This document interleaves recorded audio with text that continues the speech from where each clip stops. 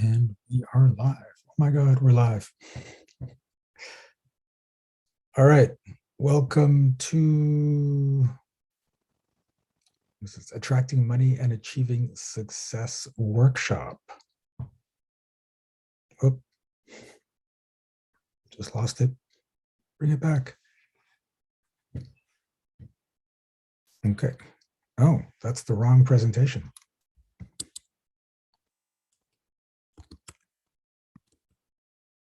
Did I send you the wrong presentation? Are we going to do a different presentation? Okay, so we're trying to work on this is live. This is live. Great. This is wonderful. And she's just scrolling to the pictures. So give us 1 second while I figure out what just happened here. Money and Success workshop.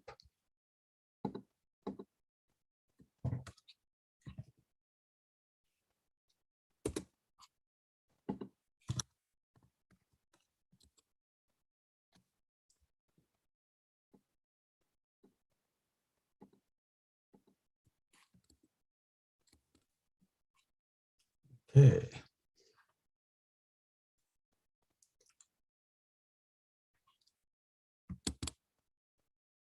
All right. I emailed you the presentation, Courtney, although I'm pretty sure I got it right the first time.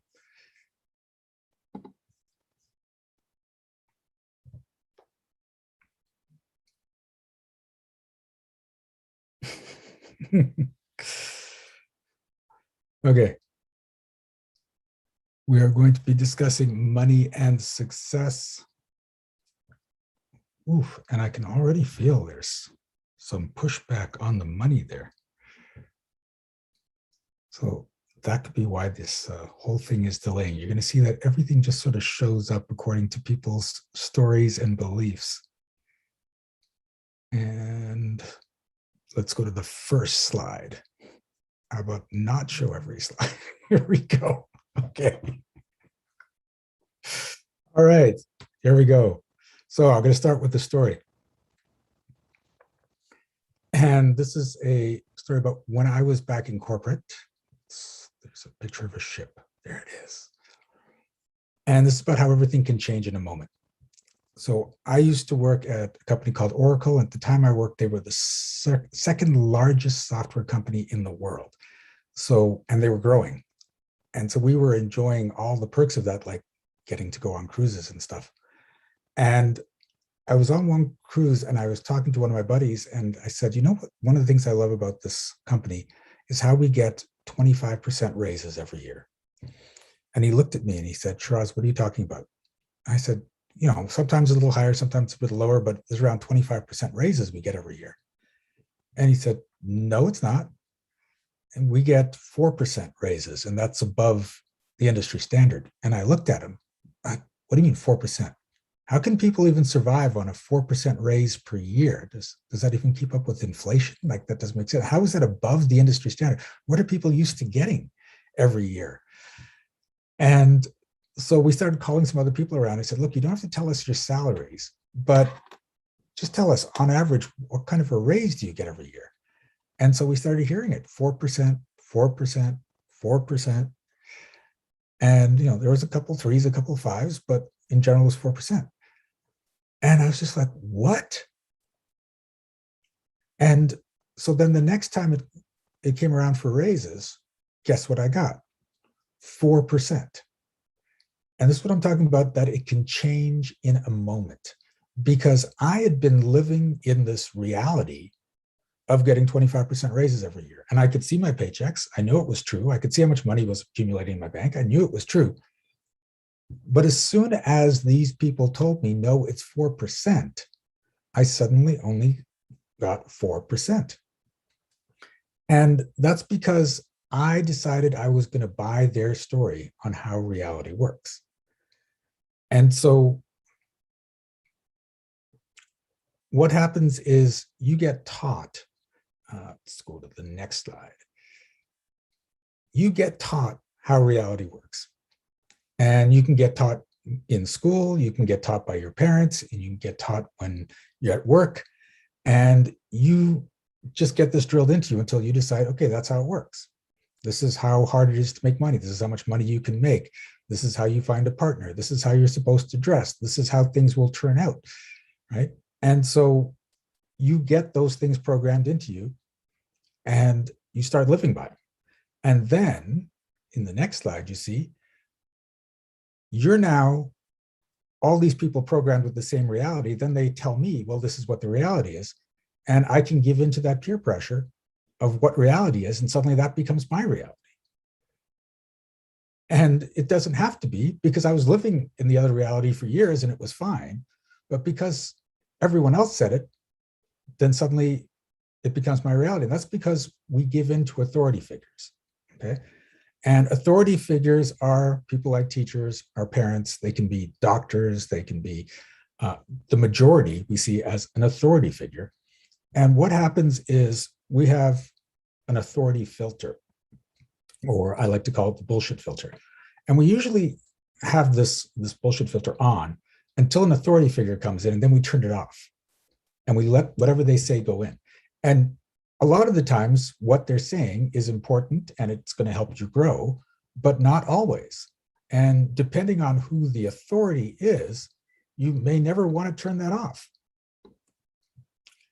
So when you learn to keep this on all the time, it can help improve your life. And so that leads me to what I was saying, is that a single idea, let's go to the next slide. Okay, a single idea can change your life. Now, here's the problem.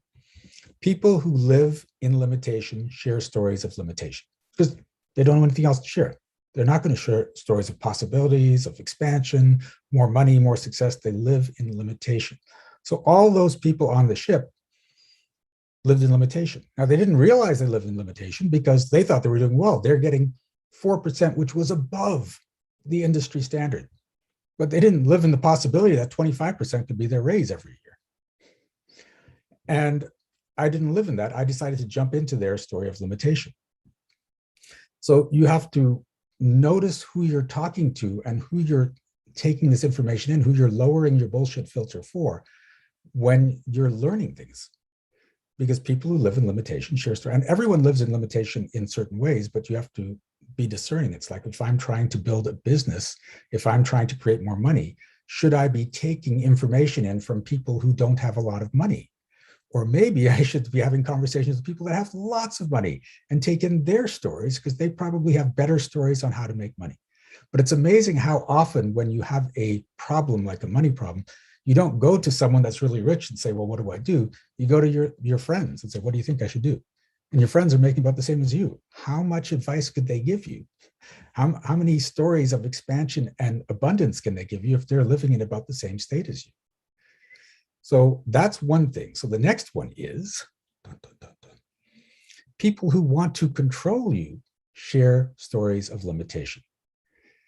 So if they want to get a certain outcome from you, if you've got a boss that wants you to work harder but not go to other jobs, he's like, you really got to get your butt in gear because there's no opportunities right now.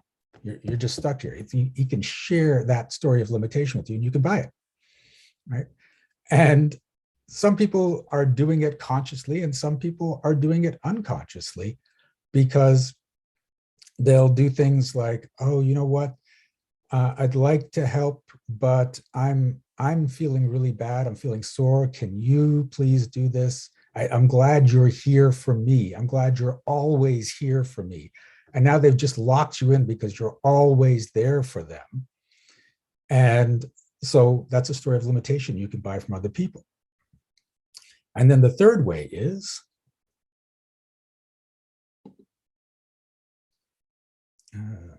hold on, I just got to stop someone's video for now because it's just completely distracting me. And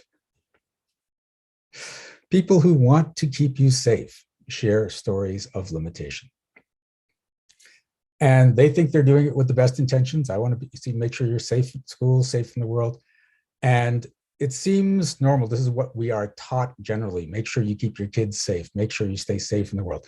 But the thing I've found is safety is a place of smallness, is a place definitely of limitation. And whenever you're trying to be safe, you have to inherently create the reasons to be safe. You have to create those things to be safe from. And so the result is little growth, slow progress. And when you want to take steps that's going to create big success, can make a lot of money, you let them go because you're trying to be safe. Okay. So my question is, what stories have you been taught? And let's see what the first one is. More money, more problems. Okay. Even the rich get richer and the poor get poorer. They're all just coming out now. Okay. Life is a struggle. There's always a price for success. It's unfair to have for some to have so much while others struggle. And family first. Now, some of these don't look like stories of limitation. They look like just moral lessons. It's unfair for some to have so much while others struggle. You should put your family first, right? But these are all stories of limitation.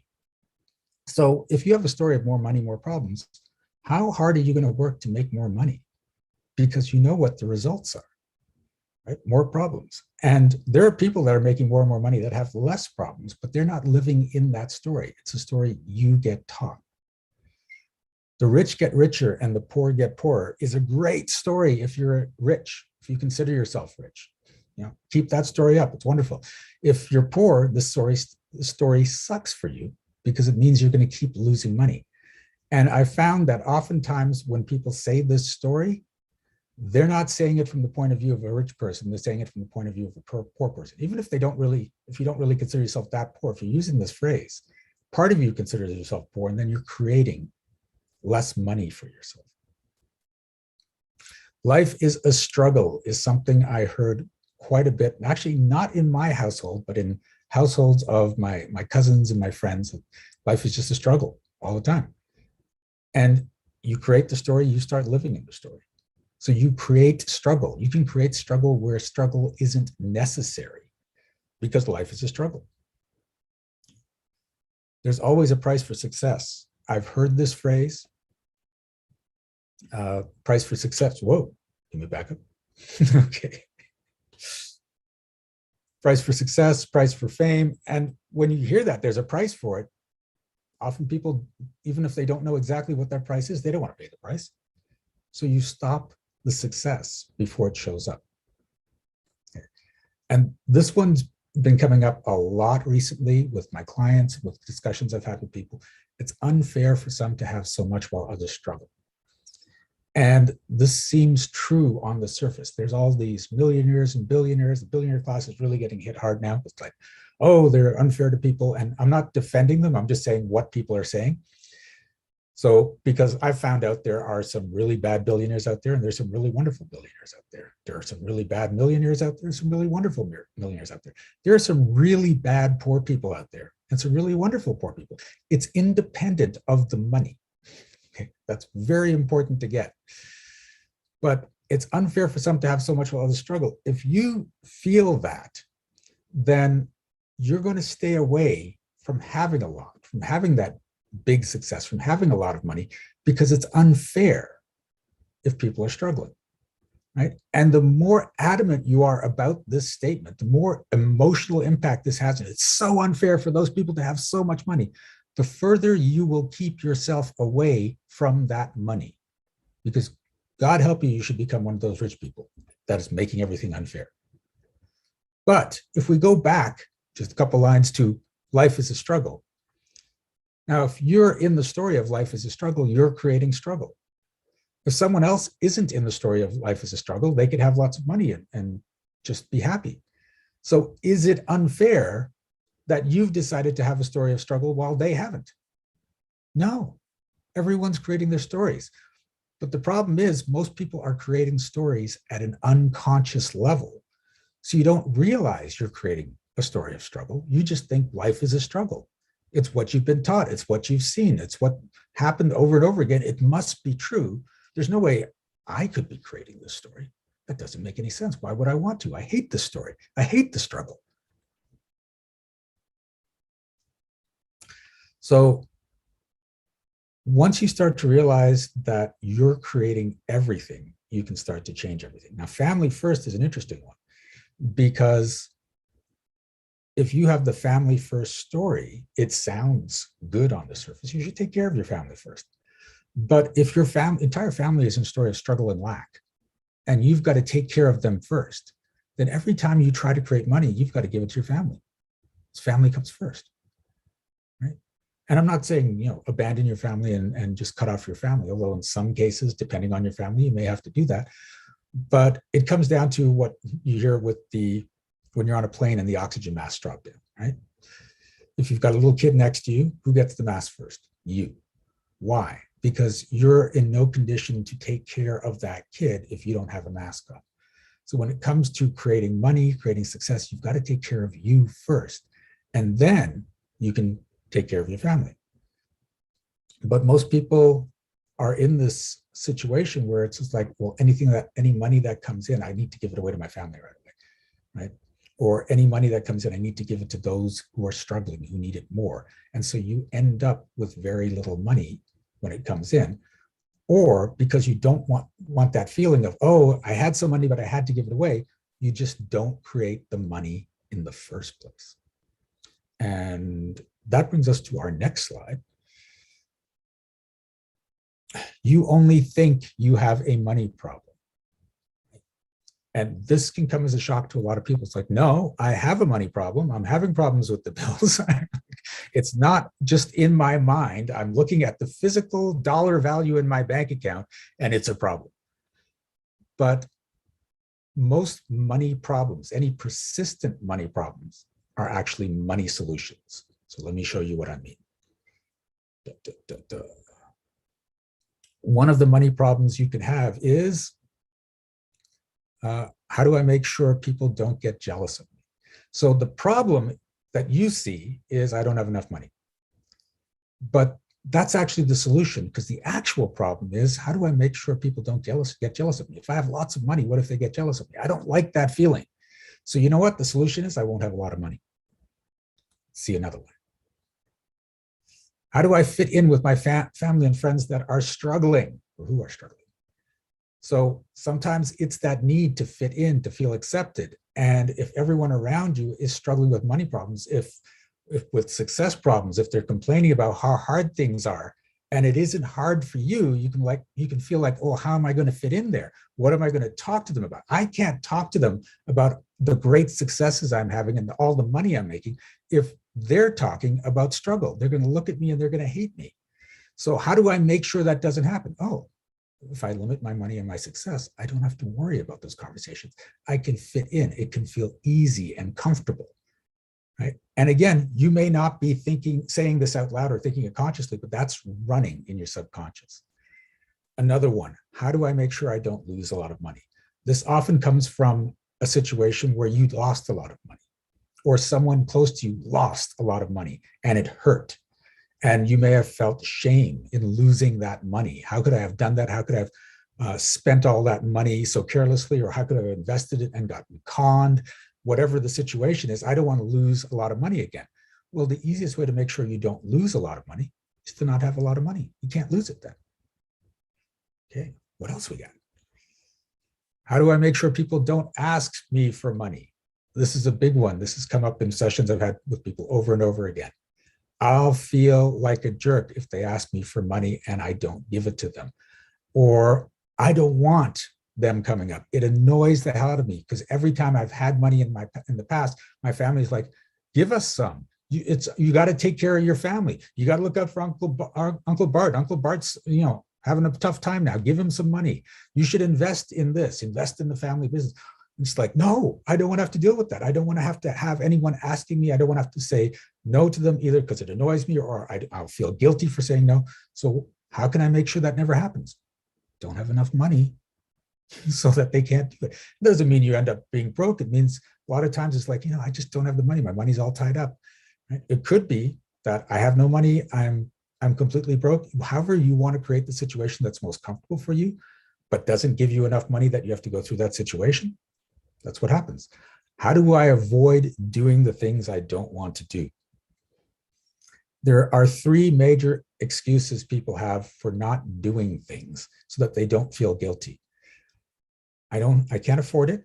I'm too busy and I'm too sick. And again, you don't create the situations in order to get this like ahead of time. Your subconscious is like, what's the best situation for me so that I can say this over and over again and it can be true so I don't feel guilty. So suddenly you don't have enough money. I can't afford it. Or suddenly you're really, really busy all the time. I'm trying to build my business. It's taking up all my time. I can't afford to help you out right now. I don't have the time to paint your place or help you, build your business or whatever it is. I'm too busy, or, I'm working so hard in my business. I've gotten sick, right? And so I can't help you. All right. But in this case, we're talking money. And what if money changes me into someone I don't like? This is a big fear. We keep hearing power corrupts, absolutely. People change when they have money. They go to become arrogant and greedy. And if you're worried about money changing you, then you make sure you don't have enough money to create that change, right? And in cases like this, sometimes people allow themselves a little bit more money and a little bit more money, so they can check the change. Am I changing a lot? I'm still good. Okay, a little bit more money. But if you want to have that big shift, you have to realize that the money doesn't change you. What money does is it creates freedom. So it allows you to be more of who you are. So if you are a kind, generous person, then when you have more money, you can be kinder and more gentle or generous. You can be gentle too. But if you are a greedy person, a stingy person, and you have lots more money, you're going to be just as greedy and stingy, right? If you're a jerk with a little bit of money, you're going to be a bigger jerk with a lot of money. Like, that's how it works. The issue is, and this is why people have this big thing about how money changes people, is there's basically like four states that happen. Is that you are a jerk with no money. And as soon as you get money, you become a bigger jerk. And people notice that. Like, they're like, oh, look at this, with all the money, all the bad things they're doing, the way that person's treating other people. Oh my God. So it gets noticed. It could be that you're a good person with money. And when you get more money, then you just become a better person. But then people don't register that as much. They're like, well, she was doing a lot of charity work and stuff before she had money. She's just doing more now. But it's not dramatic. It's not, oh, look at the horrible thing she's doing. It's like, no, she's doing what she's always been doing. So it doesn't really register as a story or something that you acknowledge in a big way. Sometimes they do. If you do a big grand gesture, people are like, wow, they bought a school, right? So that's pretty impressive. But the people get pulled into the drama stories, right? And this has been proven over and over, especially with news. They used to do good news. They tried it out, good news stations. People didn't tune into it. Everyone tuned into the bad news, to the drama, to the bad things. So this is what the human race as a whole tends to be pulled into. We love our drama. Okay, so that's two of them. The other two are, if the one is more common, which is you aren't a good person, but you're trying to pretend to be like you're a good person so you can fit in more while you don't have a lot of money. And then when you get the money, you just start being who you truly are, who you've been hiding. And so it looks like you've transformed, but you've just been hiding it in. So there's a parable about that where this guy's friends played a joke on him and they bought him a lottery ticket. It was for last week's lottery, which they had recorded. And then on his birthday, they played the recording and he had his ticket and he thought he'd won. And so he was freaking out, thinking he'd suddenly won millions of dollars. And then he just turned around and his boss was there and said, "You're an asshole and I quit." And he told his wife, "I hate living with you. Get the fuck out. I'm rich now." Right. And then a bunch of his friends, he told off that he was just hanging out with them because it was convenient for him. He didn't need him anymore because he had money. So he was pretending to be a different person. Now they had money, but it was always there. It suddenly didn't come out because of the money. The money set him free. And then the last group is the smallest group that you don't see a lot of, is the people that are pretending to be jerks to fit in with jerks, but are actually really good people. Now that they have money, they can move on, right? They can be really good people because they don't need to hang out with those jerks. It's out there, but it's not a lot. But here's how you get these stories of what happens when you have money. And some of you may be wondering, well, what if I am secretly a jerk? So chances are, if you're worried about it, right, you're not secretly a jerk, because you wouldn't worry about it. You'd be like, fine, don't worry, right? So don't worry about the money showing up. All right, so let's see what's next. I just made up these slides. I have no idea what's on them. Okay, so everything that I was talking about on that last slide, and there's other reasons you can keep money away from you, but every one of those has to do with feeling guilt, or next picture, feeling shame. Let's see if it actually, come on, here's the big, there it is. Okay, so it's amazing, because one of the biggest driving factors I've seen working with people, for thousands of people at this point, is the avoidance of the possibility of guilt and shame. And it's amazing how much limitation you will create, how you will avoid success, money, relationships, all these things, because you're worried that you might encounter guilt or shame. And it's not even if you're sure. If there's a possibility of it, you can screw up whatever endeavor you're doing, however much money you're making. And it's really, really powerful. And energetically, shame is one of the lowest energetic frequency emotions you can have. So it's not surprising you try to avoid it, but oftentimes people avoid it by going into a different lower frequency emotion. So if you're worried about guilt and shame, you could actually switch it and go to blame and blame someone else, right? But in other cases, it's just a matter of, okay, how do I create conditions so I don't feel guilt and shame? If you're worried about losing your money, there was a shame in losing your money. Don't have a lot of money, can't lose it, avoid the shame, right? If you're worried about not saying no to your family when they want money from you, there's that shame or guilt in having to say no to your family. How do you avoid it? Don't have the money, right? So notice in your life where you're worried, what if people say this about me? What if I feel bad about this? What if I let someone down? And see how that relates to your current success issue or your current money issue. Because chances are that the anticipation of the guilt or the shame is the problem. The lack of success and the lack of money is the solution. All right, so what's next? Dun, dun, dun. Oh, okay, so here's how I go. Oops, stop. Okay, try. So you have a belief, okay? And from that belief, you set an intention. So the intention is, I'm going to make some money. So let's say the belief is, I deserve to have wonderful things. So the intention is, I'm going to create a business to create a lot of money. So from there, you take an action. And that is to start your business, to invest in something, to gather the right people, whatever it is. From that action or those actions, you get results. And so you have success in your business. You create more money. And then from those results, you have a reward and you feel good about what's happened. And so that is how you create your life. And that's fine if the beliefs are all positive beliefs. But if the belief is, I'm going to feel guilty for saying no to people, then your intention is, I got to make sure I never have to feel that guilt. The action is to not create money so I don't have to say no. The result is you feel bad. The reward is you didn't have to go through the guilt. And this is the unconscious result. This is what's going on over and over again. And this is how you're creating your life. And it's interesting because I've seen this how to create your life thing before for all the positive stuff, but people forget that it's happening for all the negative things as well, which is why it's so important to find out what those beliefs are that are creating the basis of your reality right now. Okay, next one. And here's the other problem, is you're addicted to your reality. You are addicted chemically to your reality, because when you go through that cycle, whenever it happens, you get to be right about what the situation is, right? So let's say the cycle is that you keep trying to build a business and it fails, and you can never have that success.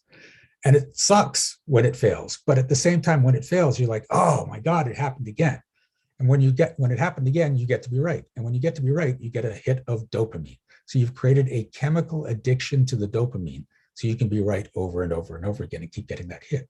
So On the surface, you're like, oh my God, another business I hated. Underneath, it's like, yeah, hit me with that dopamine. Yes, feels good. And so you do that over and over again. And secondly, you are addicted neurologically. So every time something happens, you create neurons to store the information, to store the memories.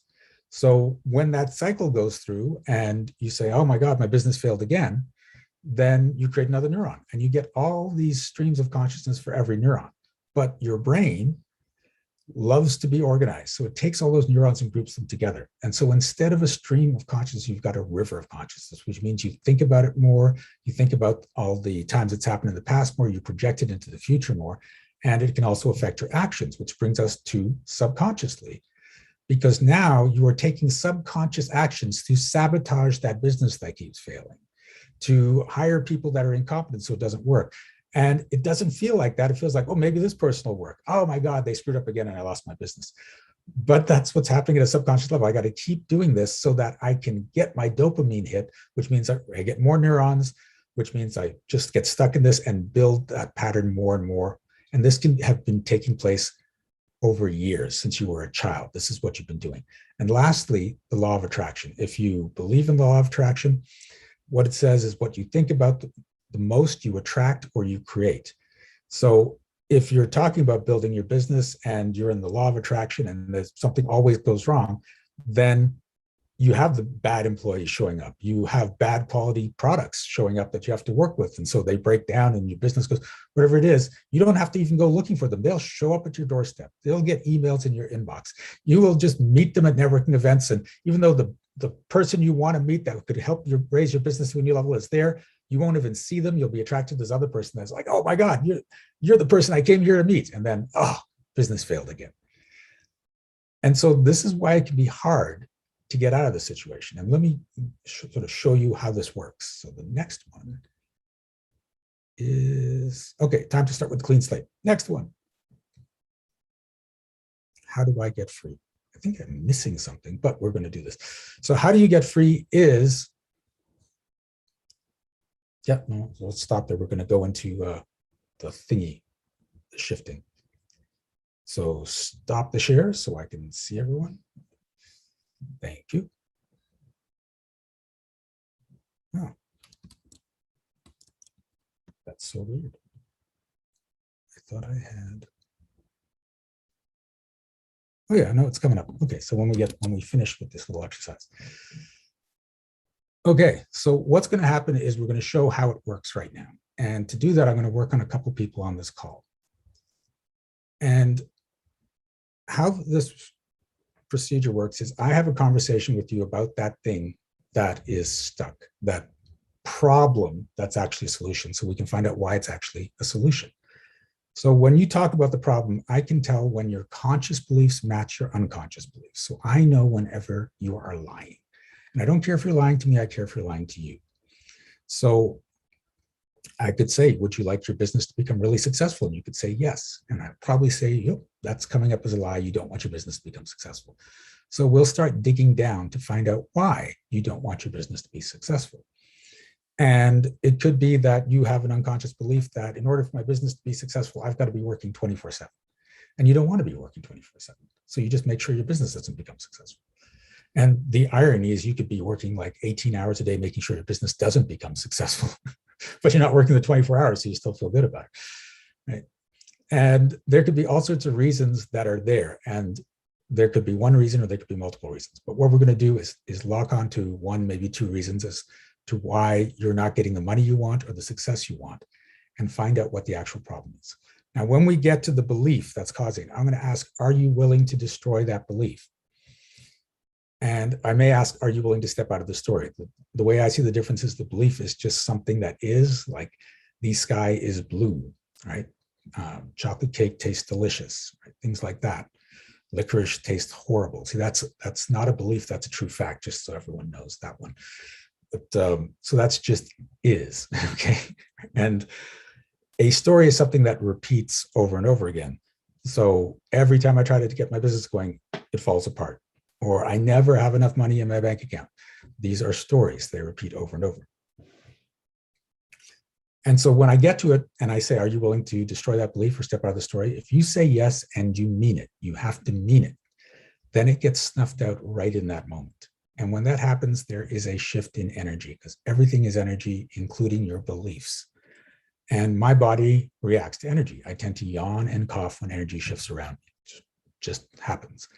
With you, the results are different with each person. So the most common things I see is yawning or a feeling of energy in your chest, like a tingling or something, as the energy gets released. But you may get hot or cold or feel a muscle spasm or feel lightheaded. If it's a deep emotional release, you could feel, you could cry or you could feel nausea. So be prepared for anything. We had a session just a little while ago and there was a huge emotional release. She was in tears. It was beautiful. And she felt so much better afterwards. So that's what's going to happen. Now, the nice thing is when I'm working on any one person, if you have the same belief as that person, then when they say yes to, are you willing to step out of the story? Are you willing to destroy the belief? You can say yes and it will shift for you. And even if you think you don't have it, my advice is to say yes anyways, because again, it's at the unconscious level, might be there, you don't know it, might as well say yes and get the shift. And it doesn't have to be exact. So if I asked Sylvain, are you willing to destroy the belief that you always have to make sure your father feels proud of you? And you think, oh my God, I've got that, but it's about my mom. You can make that mental switch with mom and dad and it'll still shift for you. So you can get benefit even if the beliefs aren't the same. And the last thing is, you hear me say, ow, it's because you're in resistance to the belief we're trying to change. So part of you thinks it's so important and so precious that there's no way you're going to let go of it. And it's almost like you're throwing daggers at me, but it doesn't really hurt. It's that sensation of no, stay away, leave it alone. And those beliefs usually keep you stuck in a big way. So we really want to get that moved. And I think that's it. We are recording this. The videos of the individual sessions go up on YouTube. If you are interested, you go to Energetic Magic channel on YouTube, and there are about 400 videos there, and you can watch them one at a time, say yes at the right times, you will get shifts. Right? I'm getting comments on videos more and more now, actually, about, I just watched this video, and it's like a 3-year-old video. It's like, I got a shift out of it. I'm like, great, cool, keep going. So that is everything, I think. So if you would like to get worked on, if you go to reactions at the bottom of the screen, there's an option, raise hand. If you're not on the latest version of Zoom or you're on a mobile device, go to more or the ... and you should find the raise hand somewhere in there. And I'm going to be working on 2 people. And oh, and apparently I'm going to stop the live stream because we can't do this live. Okay. It's going to be on YouTube later anyways. I'm going to stop it anyway. All right. Cool. So no. Hey, you want to stop the live streaming, but keep the recording going. We just don't want people to feel like they're